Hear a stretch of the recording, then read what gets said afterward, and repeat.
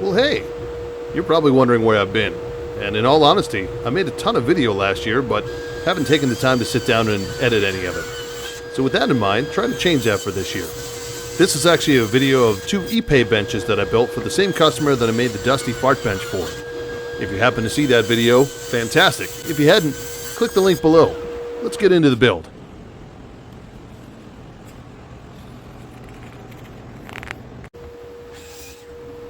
In all honesty, this project started out the exact same way pretty much every other project does. Taking the rough lumber, cutting it down to size, milling it to a rough size so that you can start to work with it. Now, being that these are a Japanese style inspired bench pair, I had to get everything into rough sizes and then start to work from there.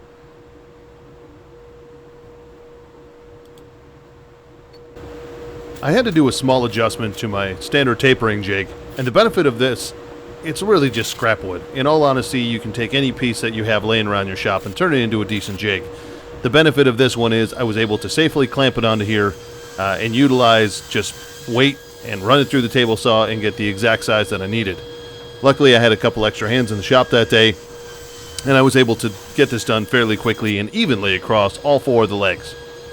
Once I got one side down, I then rotated it so I had a taper on 2 of the 4 sides. The one thing I will say, you'll notice I'm wearing a respirator here, as well as eye protection. Ipe puts off not only some of the nastiest dust as far as the smell, because it does smell like dusty farts, but it is just gross, and it gets into your nostrils, it gets into your lungs. It's not fun to have around. So if you're ever working with any kind of exotic wood, make sure you wear your respirators, for sure. Here I am cutting everything down to final length.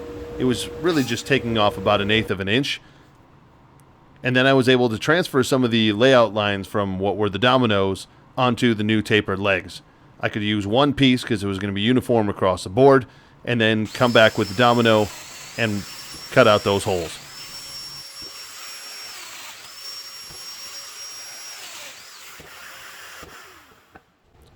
The benefit of being able to use the domino for something like this is, in all honesty, speed and repeatability. Now, whether it's a domino, whether it's a biscuit joiner or a doweling joiner, being able to make the same repeated cut and know that everything is going to line up is really what saves you time and makes you money as a woodworker. So I not only was adding strength with the joint, obviously having a floating tenon in there, but I was able to do this fairly quickly and build 2 benches in a matter of about a week. Now, the biggest thing you need to keep track of is layout. Layout is key. You need to spend probably 2 to 3 times as much doing layout as you do actually making the cuts. Obviously, once you make the cuts, it's a lot harder to put stuff back. So if you lay out everything correctly, you should have no issues. Being that these were going to actually have connections on 2 of the 4 sides, but obviously all the sides were going to be facing into each other, it was imperative that every side had to line up correctly, so the layout was definitely something I focused on. Now here you can see a rough layout of what everything actually was going to look like. Nothing is actually dominoed together, but I'm making sure once again to take the time to do the layout of which sides were actually going to be receiving some of the seat supports, or leg supports if you will. Knowing which sides are going to be the inside faces versus outside is huge, and it's a lot easier once it's set up. So I was able to kind of make a story stick from there, transfer everything all the way around, and then start doing the domino, doing its thing, making sure everything was laid out correctly. Now, I did want to make sure that there was a slightly different layout of depth as far as what side was what, but as you can see, overall, looks pretty solid clamped up.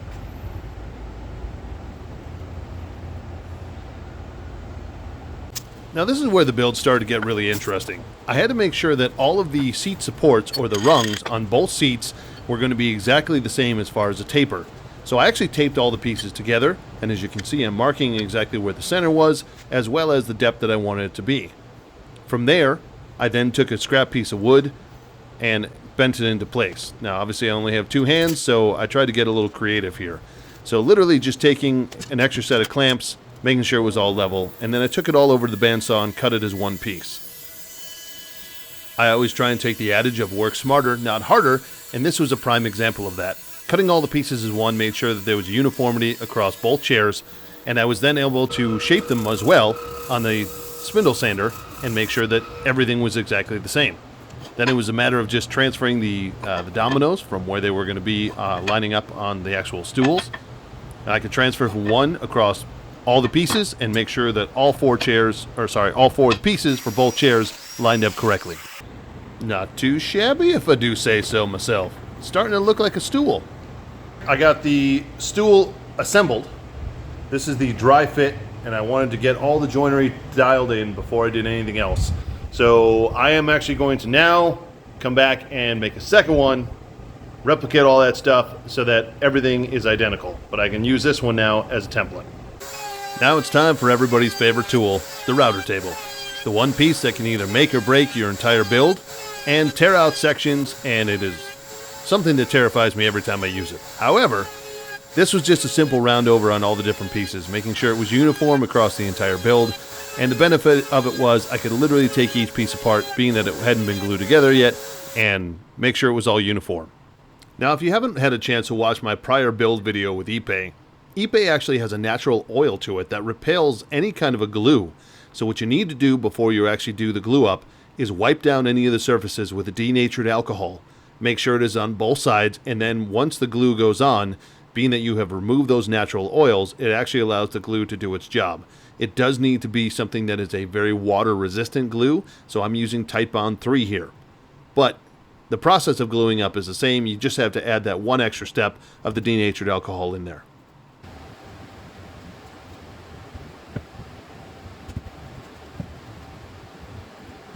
The glue up overall actually went pretty well. Apply some clamping pressure, clean off any of the squeeze out, there you go. Now it's time to start working on the top of the stools. Now this is actually going to be a piece that is glued up together, and when it's tapered down, almost looks like an open book. So I had to cut down some raw lumber down to size, and then start the milling process once again. Now if you've never milled Ipe before, it does tend to have a little bit of a stringy tonality to it. There are very, very tiny fibers that if you're not careful will literally stab you like you've never been stabbed before. So if you're ever working with Ipe, make sure you have a very good pair of tweezers around.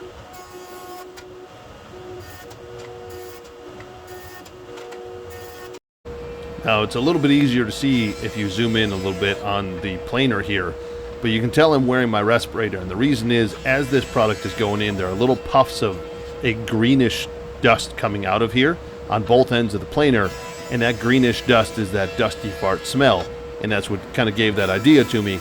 But in all honesty, it gets over everything. So this is definitely wood. Whenever you're doing any part of milling or cutting down, you have to wear your respirators. For those of you out there who are used to making cutting boards, this is the exact same idea. Placing all the pieces together, finding out what visually works well, and then doing the layout and then the glue up.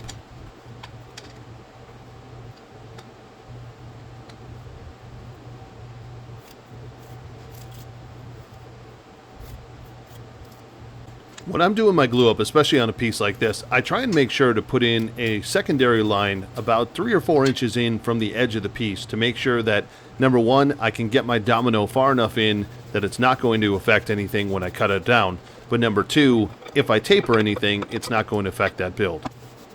This is the same process I talked about before, using the denatured alcohol to make sure to strip off any of those natural oils. Once I got it all lined up, pull out that Titebond 3, go to town.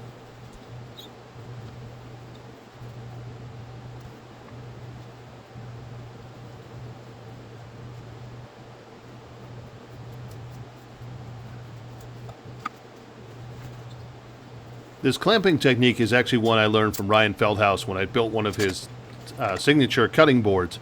If you haven't checked out his stuff, he does absolutely unbelievable work, but his clamping technique is something that I stole for not only keeping everything aligned, but making sure that it stayed level. Even though you may not have had a domino in there or an alignment tool, it allows you to have something that is a completely even glue up all the way through. After everything came out of the clamps, I put both pieces through the planer, skip planed it till I had at least one flat side, flipped it over, and then evened it out. Then I took the pieces over to the chop saw and initially got one flat edge across it so I could then use that as a reference on the table saw. Then I took it to the table saw and truly cleaned it up. I was able to run it through once I had one straight edge, and then I cut everything down to the exact size on the second pass. Here I am doing more layout of what the actual tapering is going to be. As I said, these are going to be sloped almost like an open book. So the benefit of that is, if I lay it out correctly on the first one, I'm then able to then replicate that on both pieces so they have an even taper all the way across. I employed the exact same method that I used when I was cutting out the foot tapers on the bottom of the stools. Simply utilizing 2 clamps, using a scrap piece of wood, and then tracing out that angle. I switched everything over to the dado stack on my table saw, and the benefit of it is I was able to then run this one centerpiece on both stool tops, and once I did that, as I eased everything out and then reset the gauge of the height, I could then rotate each of the pieces and make sure it was uniformly even across both. So after each pass, I could then just simply bring in the fence a little bit more, offset everything, rotate each piece, and do it on both of the stool tops, and that way it ended up being an even taper across both stool tops.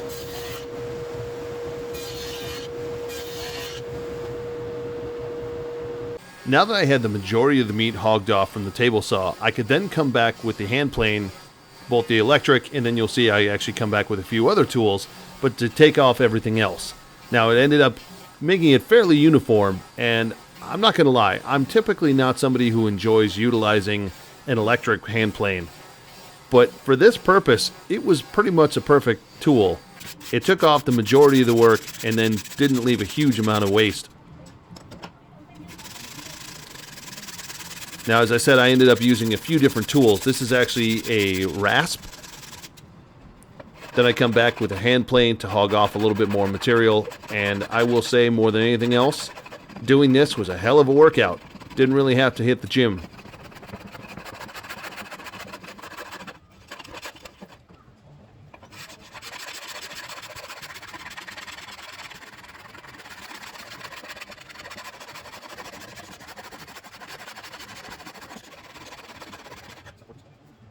Once each of these stool tops was roughly carved out, I then came back and worked my way up from 80 grit all the way up to 300 grit of sandpaper.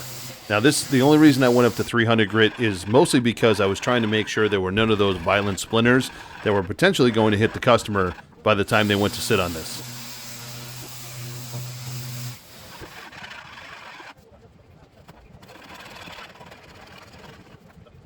By the time I got to the second top, obviously my technique was a little bit more perfected.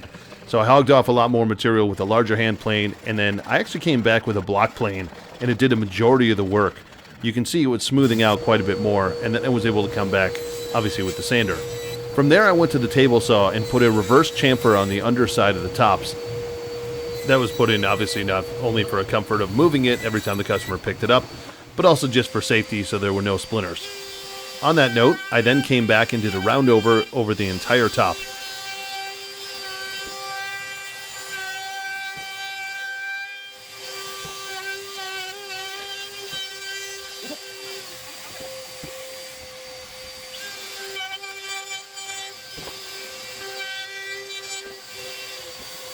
Now, one of the things I was concerned about was pooling of water in the center of this because it's sloped from both sides. Although people do love Oh Brother Where Art Thou, not everybody wants to be part of the Soggy Bottom Boys band. So with that in mind, I wanted to make sure I could carve out a little bit of a channel for some of that water to filter out from, or at least drain out from. So I started out by going over to the drill press and cutting the ends, or what would be the ends of both sides of that channel.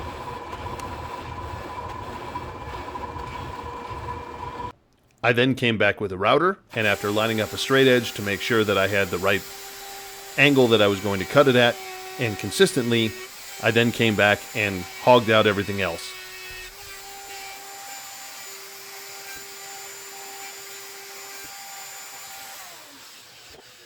And just for consistency's sake, I put the same round over I had put on the rest of the chair on both sides of this channel. Now, I am curious to know where everybody stands on this side of the debate. Are you team roundover or team chamfer? I'm typically team chamfer, but the roundover looked pretty damn good on this piece. Now, I'm sure many of you have seen this trick before, but if you haven't, to be able to lay out an even reference line so that you get completely flat legs when they sit on the floor, you can grab a scrap of wood, throw a pencil on top of it, and just use that scrap of wood as your scribe, if you will. So then you can lay out what has ended up being a completely flat chair. When you cut off everything, then it maintains that flat angle to make sure everything is 90 degrees to the ground. Obviously, I grabbed the Japanese saw here. There are many ways you can do this, but I use a Japanese saw to hog off the majority, and then I came back with the sander to come right to that line.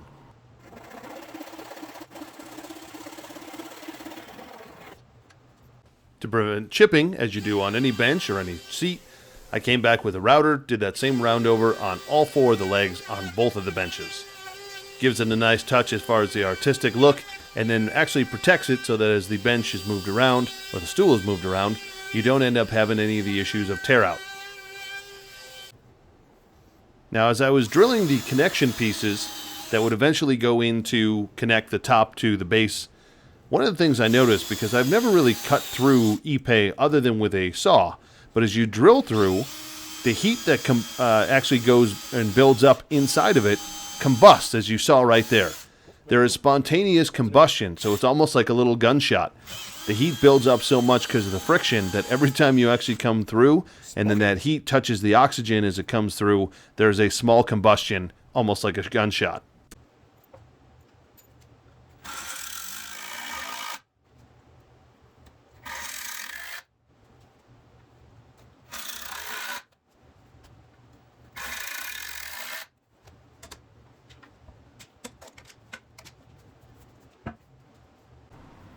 Now, there's a few options that you can go with as far as finishing anything like an Ipe or a Teak, but I went the simplest way and just utilized some teak oil.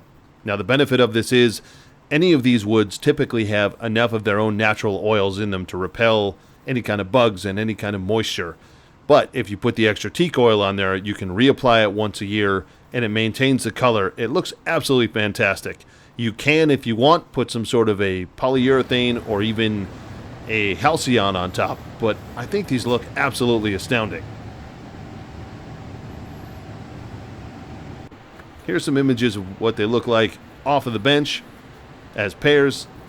The teak oil gives them a kind of a satin finish. And here's the final project. Here's what it looks like at the customer's place.